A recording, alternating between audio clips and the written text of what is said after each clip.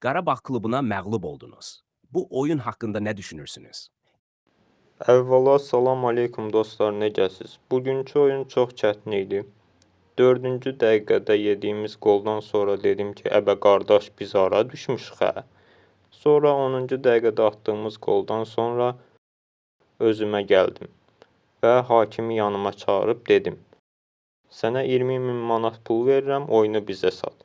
O da dedi ki, 50.000 ver, oyunu sənə satım. Serona fərq eləmədi. Qurban müəllim sağ olsun 24 milyonluq komanda ilə 394 milyonluq komandamızı məğlub elədi. Orada bir futbolçu var idi, adı Duran. Gəldi mənə dedi ki, mənim adım Duran, qoyanda oturdaram.